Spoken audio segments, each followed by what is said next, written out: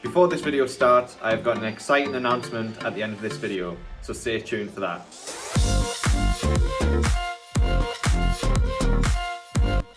Hey, how's it going guys, and welcome back to another video. Today's video I am going to be going through my top 5 male swim races. If you don't know me, I am a proper swim nerd. I love to watch swimming as well as competing swimming, and obviously with it being a lockdown I am really missing going to the pool and training and competing. So I thought, why not do my top 5 male swim races. These 5 races are my personal favourites. Obviously they're all very fast swims, but these type of races are the ones that my eyes were glued to the screen at, ones gave me goosebumps, and the ones that I just really enjoyed watching. So without further ado, let's get on with my top 5 list. Coming in at number 5 is James Guy, 200 meter freestyle at the World Champs in Kazan, Russia in 2015. In this race, this was the final of the 200 meter freestyle at the World Championship. James Guy was in lane 5 and he was up against a really stacked field. You've got Ryan Lochte, who was the fastest seed going into this, who's competed in many 200 frees and won many of these 200 meter freestyles. You obviously got the world record holder in this event, Paul Biederman, he's in lane 7. Just got other world champions, Olympic champions, world record holders in different events in this one race, so it's a very stacked field. And James Guy was going in this race like a sort of like an underdog,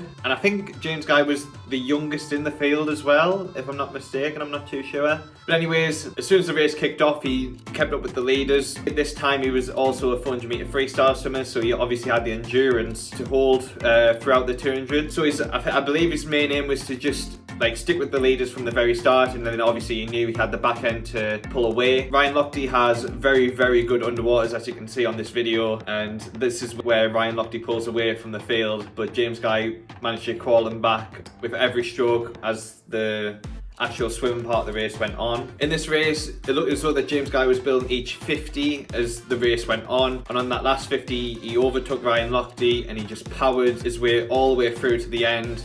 And as you can see in lane 2, Sun Yang was also creeping up, and we all know how I feel about him.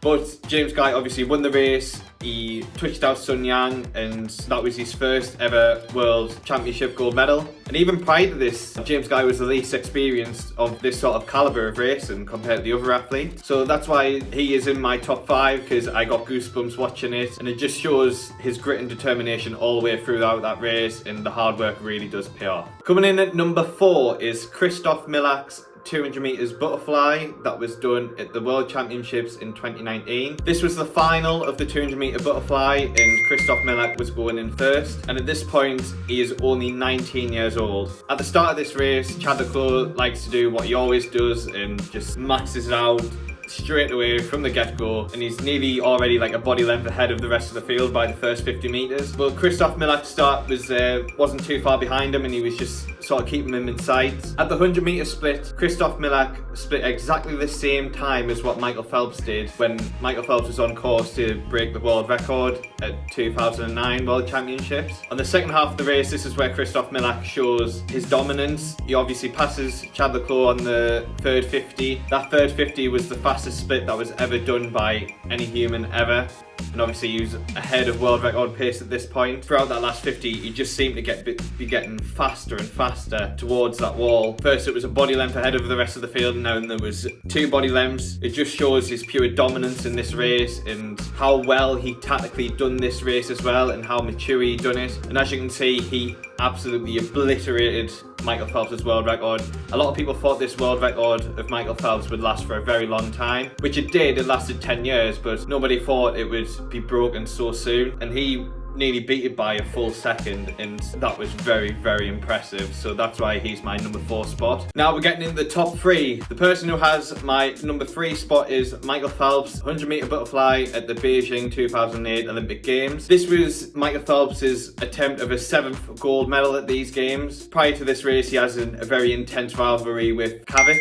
so it was a very intense head-to-head. And in this era of swimming, this is where we had where it was a full bodysuit. Fun fact, I actually worn one of these bodysuits about just over 4 years ago, and I can say it definitely does make a difference on your swimming, 100%. It makes you so buoyant in the water and like so high in the water, like you just feel like a feather swimming across the top of the water. And also, as I was putting this full bodysuit on, I actually ripped it, because it was just so tight to get on. As you can see by the photo, my chest is completely red from the straps. I could hardly breathe in it. But obviously them suits were banned in 2010 because they believed that the full body suits were making a massive difference. Anyways, enough of me waffling about these full body suits. So in this race, Michael Phelps was about 6th or 7th, approaching to the 50-meter mark. Kavik was obviously first. He took it out very hard, and on the second 50 you can sort of see Michael Phelps like clawing it back a little bit, and from 2 meters away from the wall Michael Phelps was still behind Kavik at this point, and somehow he just beat him by 0.01 of a second on the touch. Kavik glided into the wall, whereas Michael Phelps had like a half of a stroke,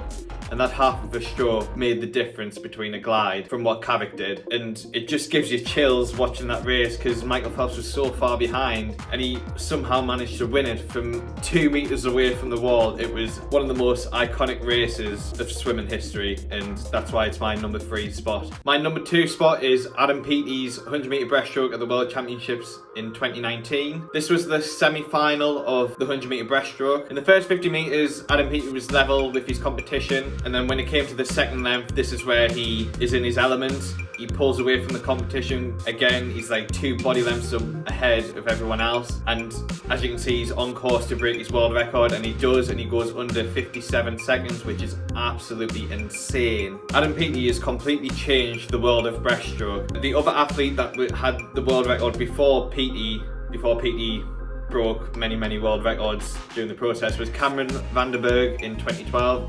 And his time that he had was 58.46. Adam Peaty is able to drop that by 1.58 seconds to 56.88 within the space of 7 years. Like, that is a huge margin, especially over 100 meters. It's just absolutely insane. So that's why he's got my number 2 spot. Now, what you've all been waiting for, my number 1 spot and my most favourite race of all time goes to, drumroll please, Caleb Dressel's 100 fly at the 2019 World Championship. Now this race is just the definition of pure perfection. Like, it was an unbelievable swim and it gave me goosebumps. Again, this was the semi-final of the race. This wasn't even the final yet. From the very start, Caleb Dressel is already ahead by his competition by half a body length. His start is just so unbelievable in how much power he generates from the block and his underwaters, of how far ahead he can get from his field. As he's approaching the 50-meter mark, he is under Michael Phelps' world record by half a second at 50 meters. Now that is scary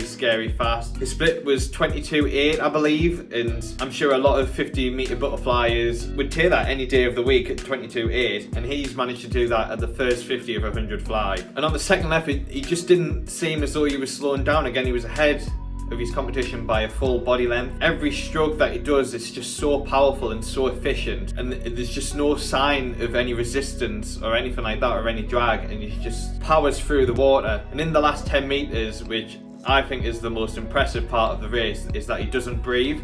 Now, 100 fly is a very taxing race anyways, but he doesn't breathe for the last 10 meters of that race. He pulls away from Michael Phelps' world record and goes a 49.5. As I mentioned, Michael Phelps was the previous world record holder for this, and this was done in a full bodysuit.